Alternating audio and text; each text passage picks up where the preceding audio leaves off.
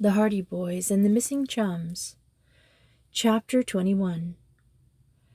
At the island. In the meantime, what of Chet Morton and Biff Hooper? When they took the wrong turn in the trail, it was some time before they realized that the Hardy Boys were not running along before them. They were blundering along through the undergrowth in complete darkness, trusting to their chums to guide them through, when finally Chet stopped panting. "Frank and Joe must be running like deer," he muttered. "I can't hear them at all." "We were all mighty close together a little while ago," returned Biff. "I know, and they seem to have disappeared all of a sudden." The thought struck Chet that they might be on the wrong trail. "Do you think we could have taken a wrong turn?" Biff listened. "There's no one ahead of us." "That's sure," he said at last. "We must have got separated." As this conviction forced itself upon them, the two lads were overwhelmed with disappointment. They knew that the Hardy Boys would have little enough time to gain the boat and escape without waiting for them, and at the thought that they might be again left on the island at the mercy of their captors, they were profoundly discouraged. "We're up against it again, I guess," declared Chet. "Well, I think we'd better follow this trail anyhow, wherever it leads to. Remember what Frank said? That if even one of us reached the boat safely, he could get to the mainland and bring back help for the rest." "Yes, that's right. It isn't as bad as it might be. I only hope that the gang don't capture them before they make the boat safely. Listen." They stopped in their tracks and listened as the night wind bore to their ears the sound of gunfire from the beach. It was far over to the one side of them. They could hear distant shouts. Then this spasmodic firing of revolvers followed again. "They must be having a sweet time. I guess the gang are trying to keep them from getting the boat," said Chet. Then they heard the muffled roar of the motorboat in the cove. "They're getting away," declared Biff in excitement. "You can hear the boat backing out." More revolver shots, more shouts. The roar of the sluice engine continued. "As long as they get away safely, I'm not worrying much," Chet said. "Just the same, I'd rather be with them. But they'll bring back help. In the meantime, the best thing we can do is to hide. The gang will be scouring the island for us, now that they know we didn't get away with the others. And they won't be any too gentle with us either, if they get us." Chet and Biff decided that it would be the best to get as near to the shore as possible before concealing themselves, so as to be ready for a rush to safety should the Hardy Boys return with the promised assistance. By the sound of the motorboat and the shooting, they judged that the narrow trail led towards the shore, so they followed it as well as they could in the darkness. The wet branches slashed their faces, and they stumbled over roots and slipped in the wet, deep grass. But gradually the sound of the breaking surf drew closer, and they knew they were coming nearer to the beach. The path suddenly dipped, and they descended a slope, finally emerging from the trees to find themselves on a rocky hillside overlooking the gray shore. They could see the gray rocks below, but there was no sign of motorboat or of any human being. "We may as well stay right on this hillside behind the rocks," Chet suggested. "If we go roaming about the shore, we're likely to run into Red and his gang. Perhaps they've taken their own boats and gone after the Hardy Boys." "They may have, but we can't take a chance on it. If any of them are prowling around, it would be just our luck to meet them." The chums made themselves as comfortable as possible in the shelter of the huge rock, from which they had a good view of the shore and the sea beyond. It was still dark, and they had little hope of rescue before morning. "It'll take them quite a while to get to the mainland and rouse anyone to come to our help," remarked Chet. "The big thing is for us to keep hidden until daylight and then lie low until we see a chance of rescue." "You can trust me to lie low. I've no hankering to be dragged back to that cave again." "Me neither." The boys lapsed into silence. They realized that conversation was dangerous. At any moment, some member of the gang might be venturing near and might hear their voices. From a distant side of the island, they suddenly heard more shouts. They broke out in a perfect fusillade of gunfire, and the rocks flung back the echoes mingled with yells of rage. At the same time, they again heard the sound of the sluice engine, slower this time, as though the craft were but crawling along. "I can't understand this," said Chet. "We heard them leave the cove a while ago. Now they're way down the shore and going slow." "Perhaps they're having engine trouble," said Biff mournfully. "I can't figure it all out. It's tough being here in the dark, not knowing whether they've got away or not." "I don't dare let myself think they haven't got away," declared Biff with determination. An hour passed. The sounds of the motorboat had long since died away. Once in a while the chums heard voices back in the grove, and they knew that at last some of the gangsters had been left on the island. Whether the others had left in pursuit of the Hardy boys, they could not tell. Had they known of the Hardys' coup in taking the gangsters' two boats, they would have felt more relieved in mind. The chill of approaching morning had settled over the island, and they huddled together in the shelter of the rocks seeking warmth. Suddenly from the sea, they heard the steady chug-chug of a motorboat that seemed to be progressing slowly along in close proximity to the shore. They looked out, and they could see a headlight slowly moving through the darkness. "It's a motorboat, but it's traveling very slowly," said Chet. "Let's take a chance and hail them. It might be some of the gang." "That's right. But we can go down closer to the shore and see. It may be Frank and Joe looking for us." The two lads left the shelter of the rocks and began moving cautiously towards the beach. They realized that there was every chance the mysterious craft might be one of the gangsters' boats, and that they would be risking recapture by making their presence known. But on the other hand, it might be the Hardy boys returning in an effort to pick them up. They had gone no more than a few yards when a loud voice, only a short distance away, made them jump with surprise. "Is that one of our boats, Pete?" "No, I don't know it at all. There's something funny about this." A rock clattered down the slope. Chet looked back. Two dark figures appeared in sight at the top of the declivity. The two parties saw one another at the same time. "Here they are!" roared one of the men, and he plunged down the slope straight at the astonished boys. The other man came running after him. The first impulse of the two chums was to run, but they saw the flight would be useless. They were midway on the hillside leading to the beach, and the path was treacherous with rocks and loose gravel. They would be overtaken in a moment. "Fight 'em," said Chet, gritting his teeth. The boys stood their ground. The two gangsters, one of whom they recognized as Pete, came floundering down the slope. They had started out in such a rush that now they were not well able to stop. As the pair came at them, the two chums braced themselves for the shock. Biff met the first man squarely.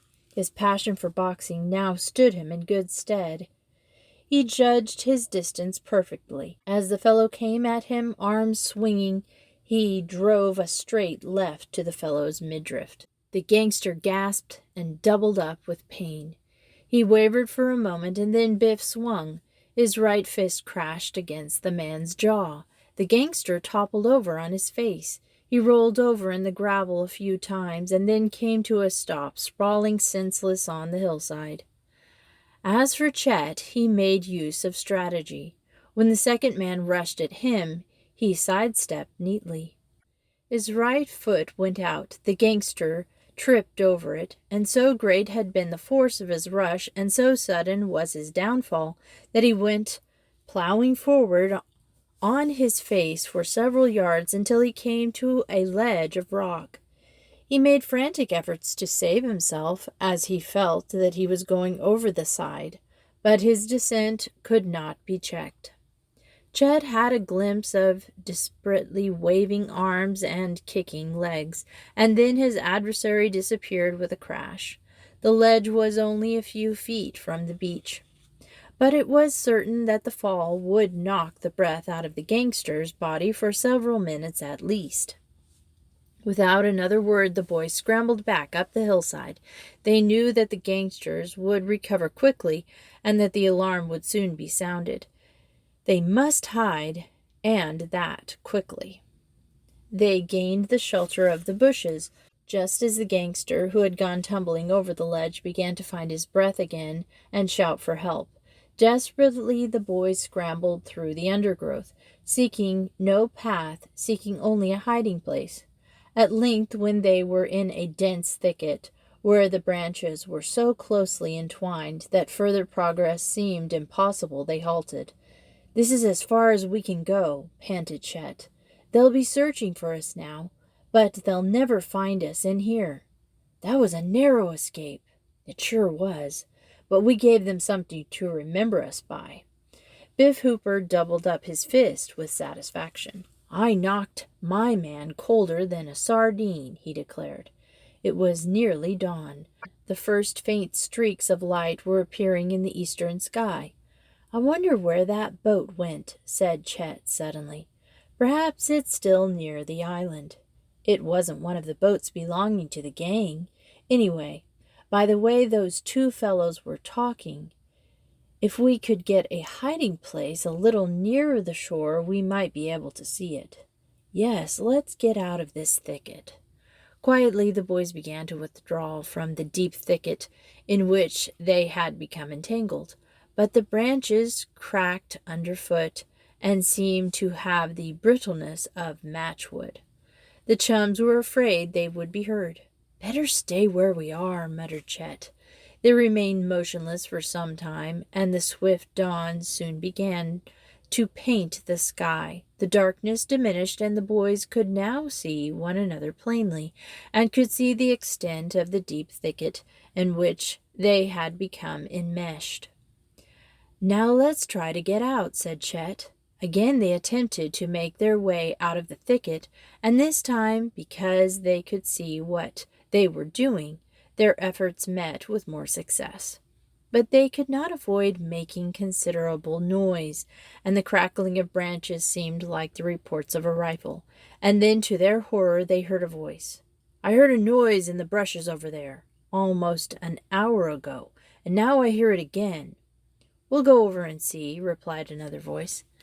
The boys looked at one another and then froze into silence. They could hear heavy footfalls nearby. Branches cracked. "They're hiding around on this side of the island somewhere," the first voice said.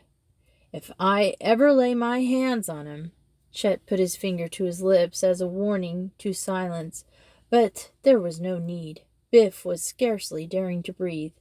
Just at that moment a sound broke forth that sent a thrill of fear through them both.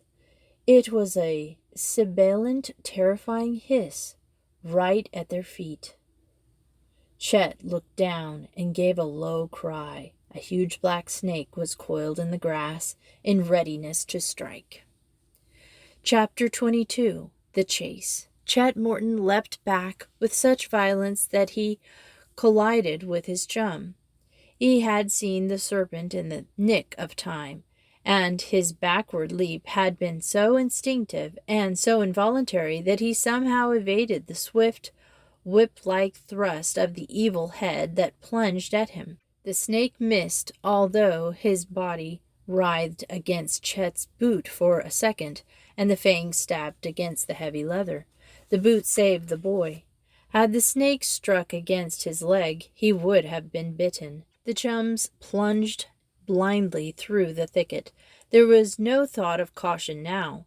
They were filled with unreasoning terror of the black snake, the instinctive revulsion that fills most people at the sight of such a reptile, and they went crashing through the brushes. The noise of their flight did not escape the two rascals who had been searching for them. "I see him!" shouted one of the men. He came plowing through the deep grass at the outskirts of the thicket to intercept the boys. Chet saw him in time and veered to one side. He just managed to evade the outflung arm, and then went running desperately to the top of the hillside overlooking the sea. Biff came thundering behind, outdistanced the second gangster, and dodged the other man and raced after Chet. They went slipping and sliding down the slope, and Chet had no clear idea of where they were bound, but he was determined to keep running, either until he was captured or overcome with exhaustion. But when he came over the brow of the hill and began the steep descent, he saw something in the sea below that made him give an exultant yell. It was a motorboat, and one that he recognized immediately. The boat was none other than the Napoli, and in it were three figures. Even at that distance he knew them for Tony, Phil, and Jerry. Behind the motorboat were two other craft being towed. He had not been seen as yet, for he saw the Napoli was cruising leisurely around the island. He shouted hoarsely to attract attention. He saw Tony look up, then speak excitedly to his comrades. They waved frantically in reply, and then the bow of the Napoli began to head in towards the shore. Could they reach the boat in safety? Biff was thundering down the slope, only a few feet behind Chet. Rocks and pebbles went bouncing and bounding along in front of them. Sand and gravel flew through about their boots.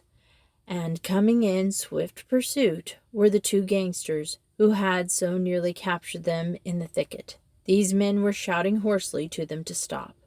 But the two chums had no intention of stopping. They saw safety in sight. Could they reach the shore and gain the boat before the two gangsters overtook them?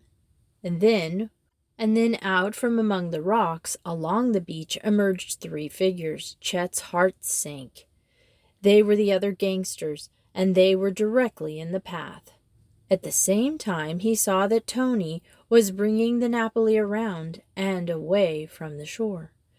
Spent and exhausted, he tried to dodge the three men ahead, but the effort was short-lived. One of the three leapt forward and grappled with him. They fell struggling into the sand. The other two leapt at Biff. The boys fought bravely and desperately. Chet struck out, and his fist crashed into the face of one of the men who had tackled him. The fellow sagged back for a second, and Chet tried to free himself from the grasp around his waist, but as he did so, one of the other two gangsters came rushing up and launched himself on him.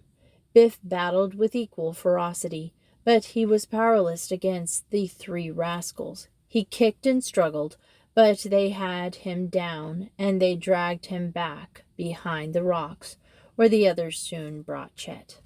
The red-headed man with a bruise over one eye produced at length a stout cord from his hip pocket. "Tie him up," he snapped. "We've got him this time for keeps." Pete grabbed the cord. In a few minutes Chet's wrists were bound tightly behind him, and his ankles were securely tied. Pete cut the cord and used the remainder for binding Biff. The two chums were helpless.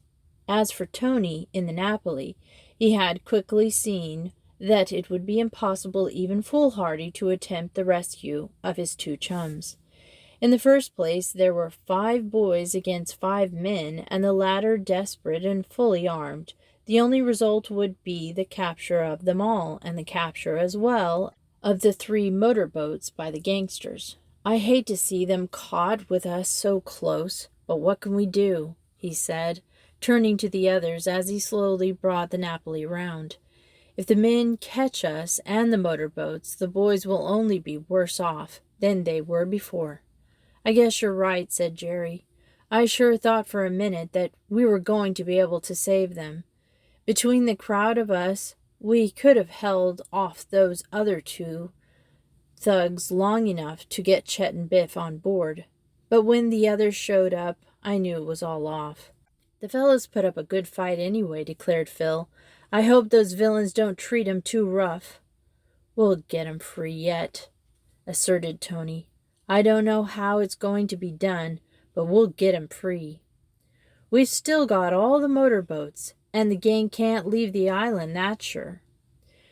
When he had brought the Napoli out a safe distance from shore, Tony decided to drop anchor. "We'll stick around," he decided. "They'll know that we aren't going to desert them anyway." So the Napoli, with the two captured motorboats drifting behind, remained at anchor, while the three chums scanned the rocky shore.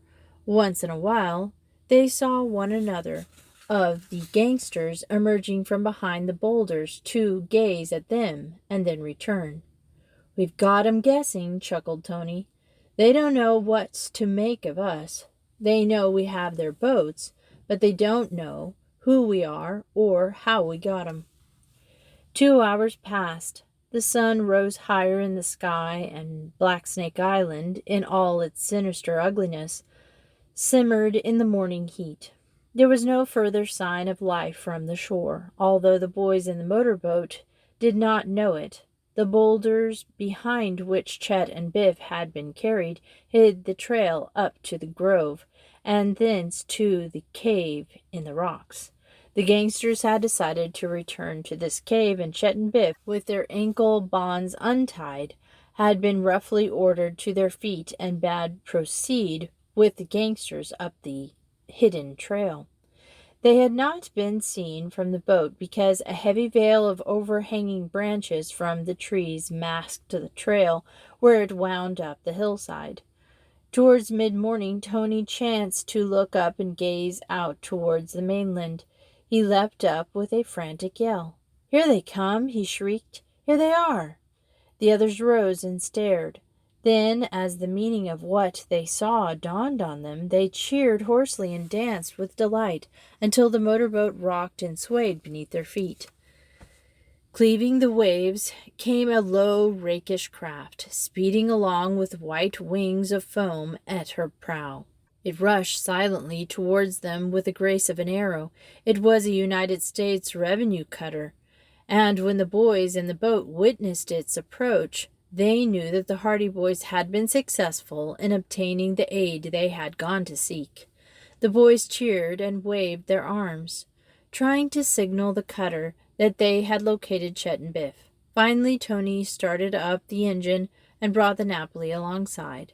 The cutter slowly came to a stop. There was a clank and a clatter as the anchor was sent over. A husky revenue officer with a revolver strapped to his waist leaned over the side and hailed them. "Did you find them?" he roared. "They were caught again, right on this shore," shouted Tony. "The gang are still here." "Fine. We'll be right over. Tie your craft alongside and come along in our boat." The lads needed no second urging.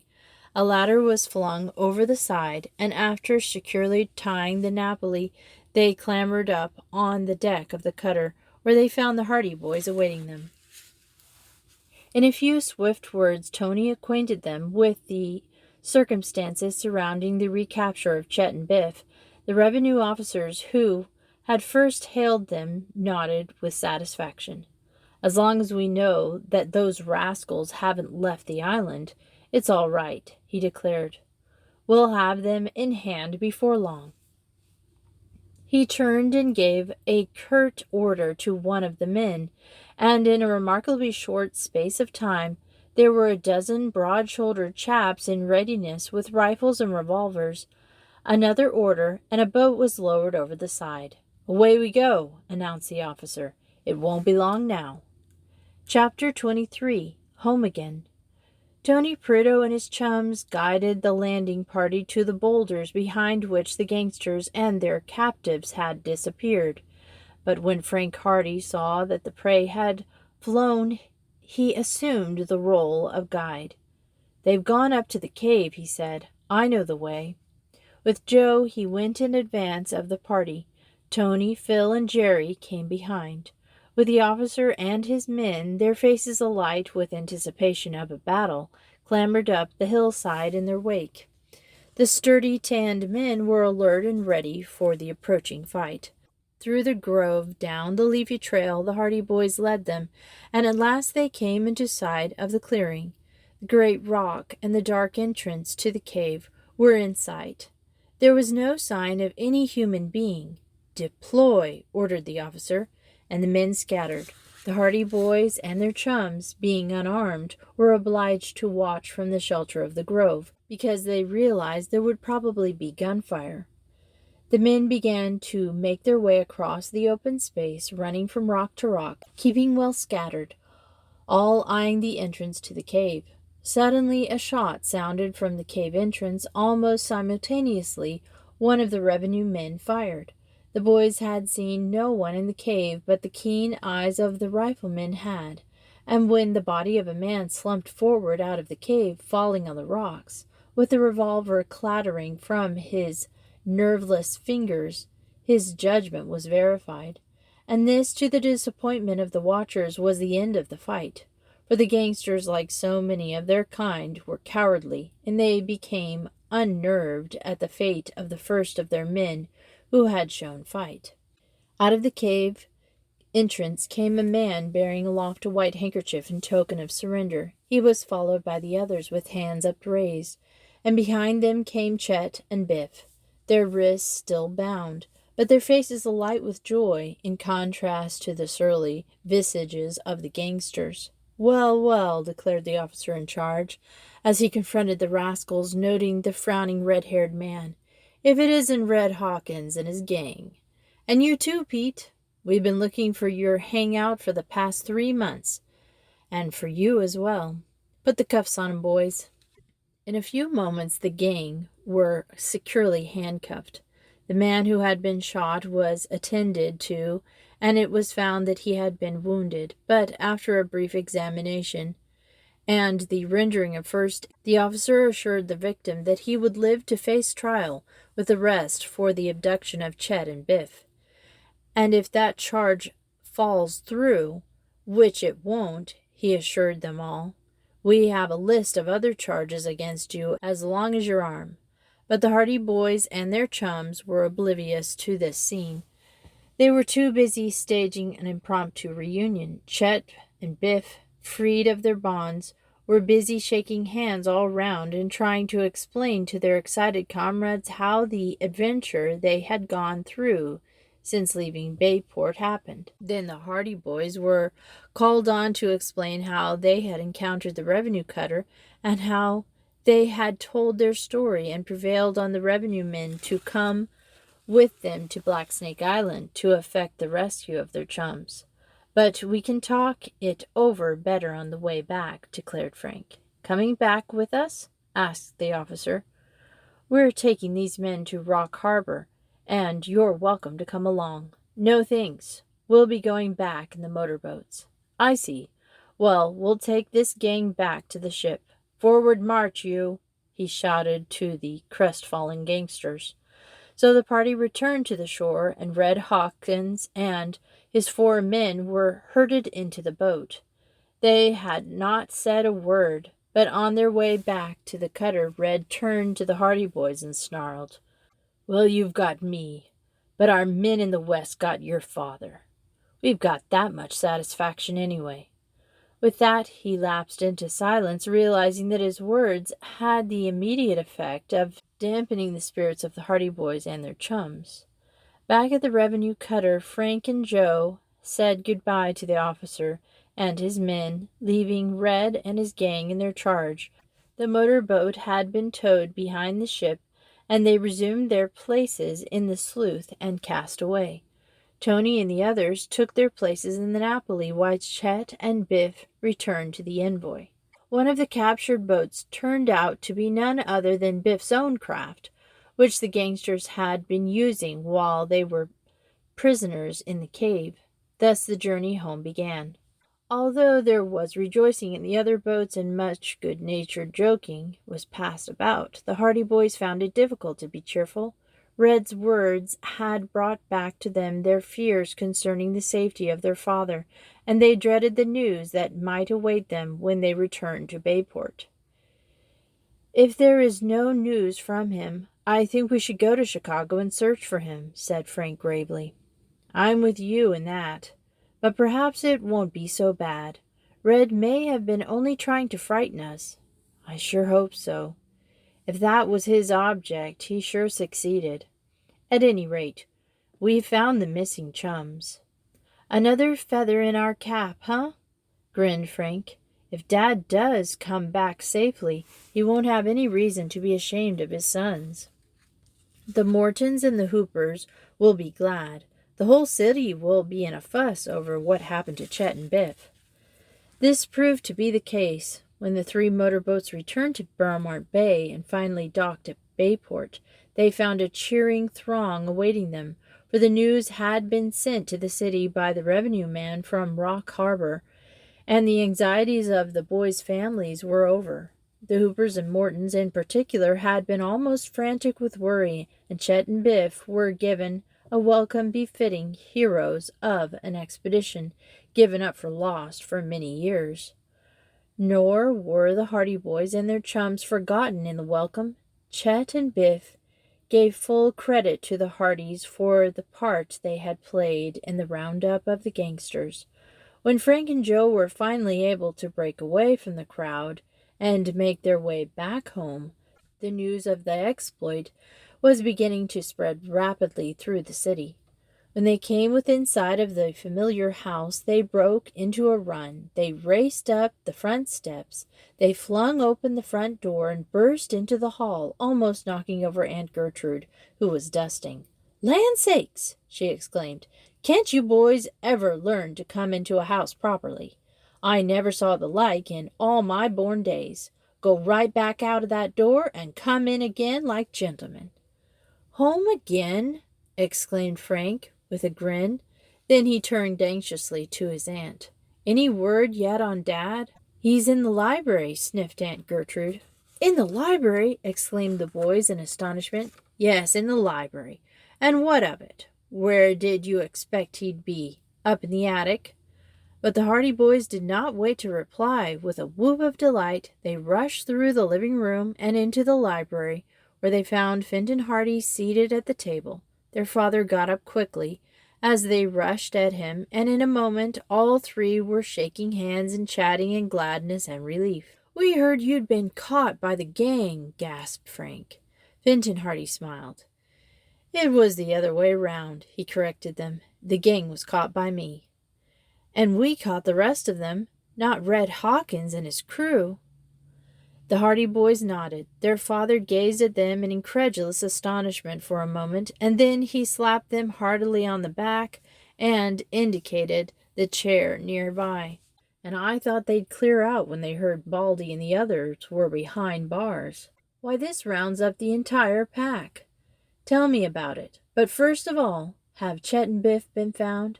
The boys nodded. "We found them on Black Snake Island. That's how we rounded up the gang. They captured Chet and Biff in mistake for us. They had 'em in a cave." Then, in the seclusion of the study, the Hardy Boys told of their search for the missing chums, of their deduction that the boys might have gone to Black Snake Island, of their arrival on the island, and finding the gangsters in their cave.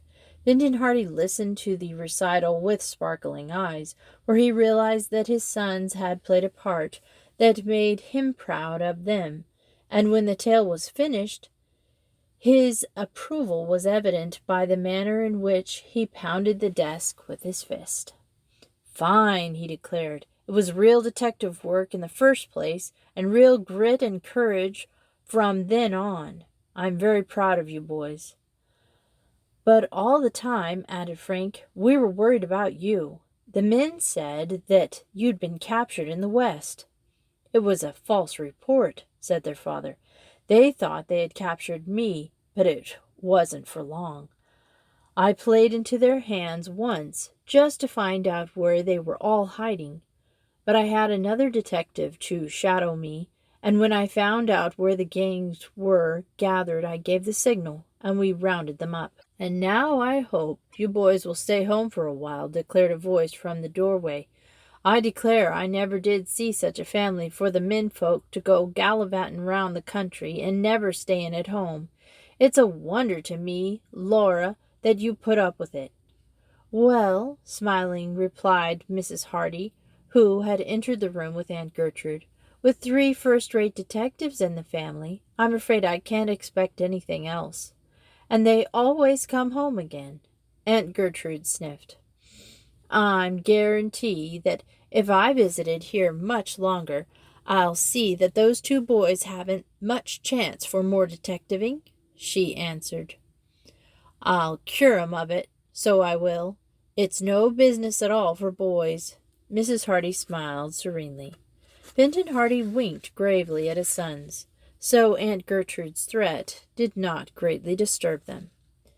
There were to be more exciting adventures in store for the Hardy boys, and what some of these were will be related in the next volume of this series entitled Hunting for Hidden Gold, a strenuous story of the West. You're welcome to try, Aunt Gertrude, said Mr. Hardy, but I'm afraid you'll never cure my sons of wanting to be detectives. I've set them an example, you see. More's the pity, sniffed Aunt Gertrude.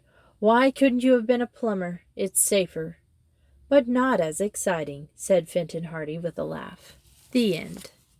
I hope you've enjoyed this story.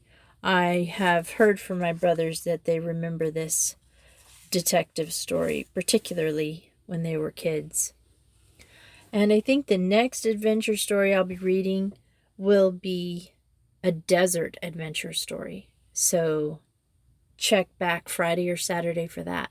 And thanks for listening to Miss Retro Reads.